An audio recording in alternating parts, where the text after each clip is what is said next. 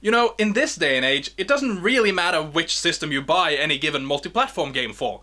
I mean, okay, so there can be some minor differences in resolution, frame rate and the like, but all in all, it's mostly a matter of personal preference. However, that hasn't always been completely true. You see, back in the day, multi-platform games could be vastly different on the various systems they were made available. Oh sure, they were ultimately pretty much the same game, but they could have fairly substantial differences in everything from the music and sound used, to characters that were included, and even the actual formats of the games themselves. As you may have guessed, this all meant that it mattered a bit more which version of the game you decided to pick up, as one version could be really good, and another could be dreadful. Again, the games were usually still the same basic thing when you got right down to it, but they could also be different enough to make one version far better than the others. With that in mind, I've decided to start up a new feature on this show, a feature I simply like to call The Better Choice.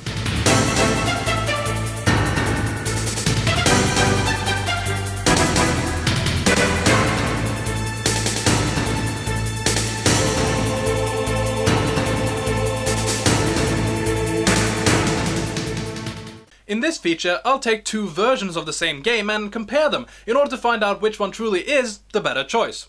With that said, let's take a look at LEGO Racers for the Nintendo 64 and Sony PlayStation. Ah yes, LEGO Racers. I remember having so much fun with this game back in the day. If you don't know, this game is pretty much just a relatively standard kart racer, but it also has its own unique charm. Building your own LEGO-based racer and karting around all the excellent tracks while using a pretty decent selection of weapons and power-ups to battle your opponents is just so much fun that I doubt anyone would be unable to enjoy this game at least a little. That being said, I definitely think it matters quite a bit which version you decide to get, considering the consoles they're on. Unless you've been living under a rock, you're probably aware that the Nintendo 64 and Sony PlayStation are very different in almost every way, so understandably, the games aren't exactly the same either. But which one is really the best? Which of these two versions should you go for if you want to pick up this game? Well, obviously that depends a bit on what systems you have available as well, but let's just focus on the actual game for now, as we start by finding out which version has the best visuals.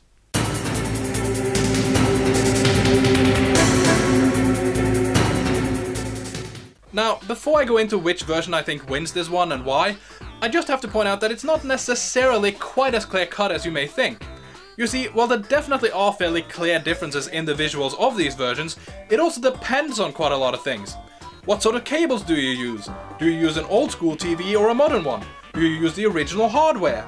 All of this makes a difference as to how good or bad they look, but I think my setup makes it relatively fair.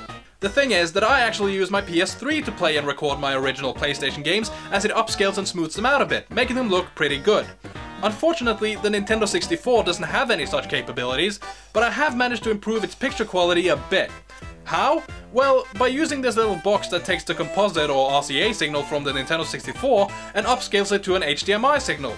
It doesn't work in quite the same way as the PS3 upscaling, but I still think it's the best way I currently have of making this as fair as possible. In any case, there definitely is a bit of difference as to how these games look, even with these improvements. Several of you may be thinking that this is obvious considering one system is 32-bit and the other is 64, but it's not really as simple as that. In fact, I'd say that the 32-bit system is the one that actually looks better. And when I say the 32-bit system, you all know which one I mean, right?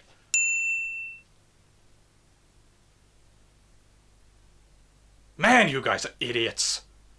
No, I am of course talking about the PlayStation version. I think they both look okay, but the PlayStation one is just a bit crisper and easier on the eyes. No, it's not like the Nintendo 64 version is unwatchable or anything, but it's just a bit too blurry and at times even a bit too dark and all washed out. There's not really all that much else to be said about this one, so the point for the best visuals goes to the PlayStation version.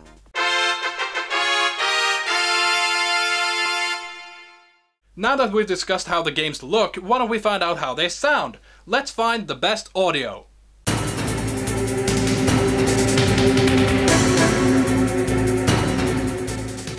I actually wasn't originally planning on doing this one, as both versions sound pretty much the same, at least to my ear, but then I started noticing something. One of the versions was a bit glitchier and not quite as clear as the other. while I'm not exactly an expert, I believe this is mainly due to the different formats of these two systems, as one of them is a bit more fragile and prone to scuffs and damages than the other. Yes, I'm talking about the fact that the PlayStation version is CD based. Don't get me wrong, just because it's on a CD, it doesn't necessarily mean that the music and or sound is going to be any worse, quite the contrary in fact, but as I said, this format isn't really as durable as a cartridge. As a result, it may end up getting a few unwanted nicks and scratches over the years, resulting in the audio cutting out and or not playing back properly. Okay, so maybe this is all a bit unfair, as it's not really the game itself that has any worse audio because of this, but as I haven't exactly been using the game as a drinks coaster or anything, I don't think I'm being too unreasonable. Besides, I can't really be certain that these issues are only due to the damages to the disc or if it's partially the game itself, so all in all, I'm quite confident in declaring that the winner of this category is the Nintendo 64 version. So, with both versions having earned 1 point each, let's move on to a category that might be considered a bit more important, namely, the best controls.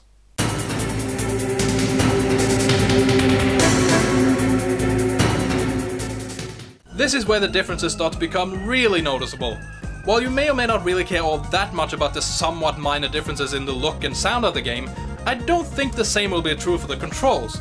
After all, if the controls don't work all that well, you won't be able to enjoy the game. Thankfully, both versions do at least have functional controls, but in complete honesty, neither of them are all that great. With the PlayStation version, you're stuck using the D-pad to control your vehicle, which I honestly don't quite understand. I mean, it's not like they couldn't have made the game compatible with the analog sticks, especially when they actually do make it compatible with the vibration function, which, as far as I know, was only ever available with the analog controllers. Either way, there aren't any analog controls with the PlayStation version, but does that really make much of a difference? I don't know. Does not being able to make accurate adjustment make a difference?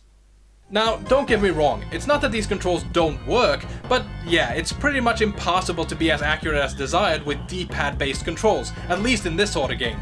You'll probably end up using the power slide way more in order to compensate for the somewhat unresponsive and inaccurate controls, which does help out, but still, this isn't exactly brilliant. So I guess this all means that the Nintendo 64 version is far superior here, right? Well, not exactly. While the Nintendo 64 does have support for analog controls with the joystick, it still doesn't work that well. I'm not quite sure, but I think they may be a bit too sensitive or something, as it's very easy to end up swerving all over the road after making even the smallest adjustments. Also, as this controller doesn't have any sort of built-in vibration function, you'll have to plug in a so-called rumble pack in order to enable this feature. All things considered, I'd say both versions have their strengths and weaknesses here. The PlayStation version may be a bit unresponsive, but at least it has built-in rumble.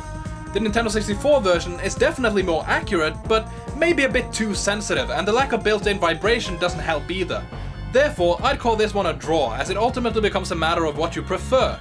Personally, I lean a bit more towards the Nintendo 64 controls, but not by enough to say that they're actually better. They're just different. Take that for what it's worth, because I'm declaring this one a draw. And now it's time for the most important category of them all. I am of course talking about the best gameplay.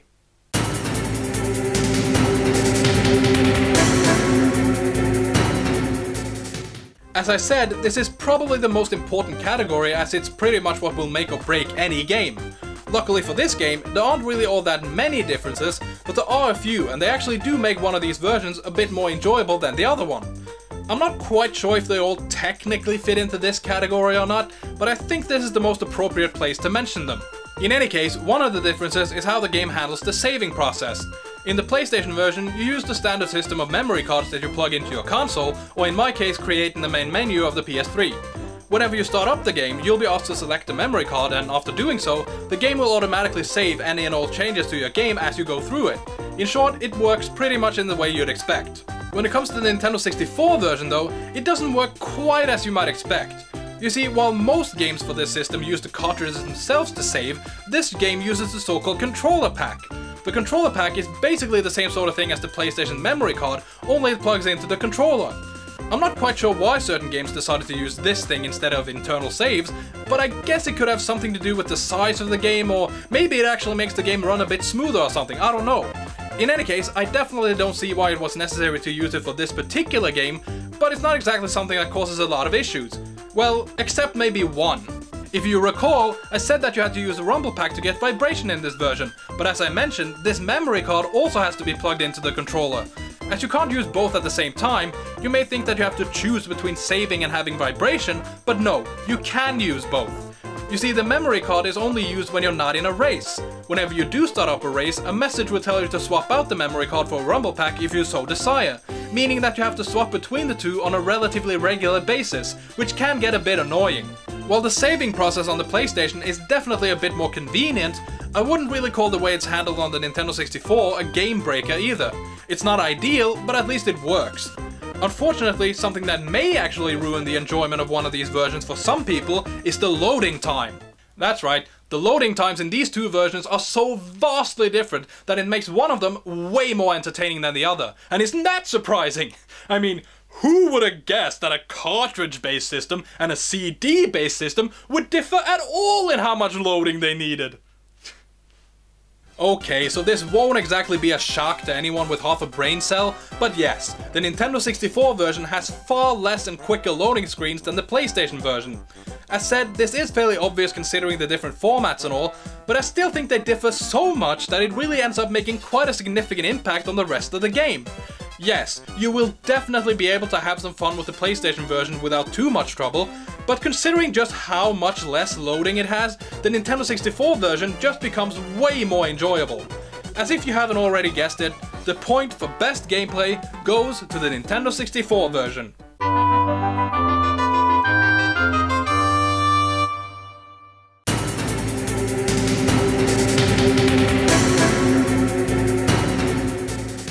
While there probably are many more areas of the game we could focus on and plenty more things that could be used as reasons for one version being superior to the other, I believe I have covered all the things I consider to be the most important. Ultimately, I guess I would say that it doesn't really matter that much which version of the game you decide to pick up, as they're both pretty damn good, but as you may have deduced from the rest of this video, I would recommend one over the other. So if you haven't figured it out already, or you just couldn't be bothered to pay attention, the better choice for LEGO Racers is the Nintendo 64 version.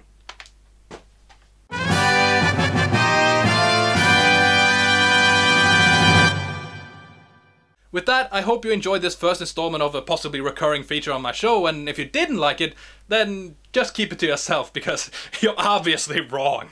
I mean, it's not like anyone else would ever actually agree with you anyway, right? Right?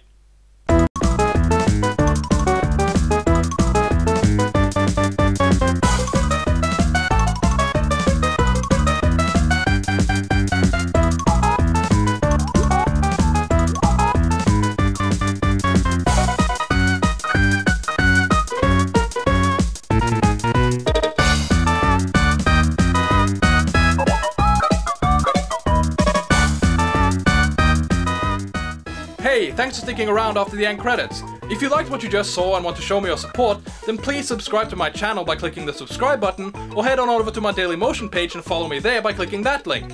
To see one of my previous videos, just click on one of them, and you can also find me on Facebook by clicking the Facebook logo.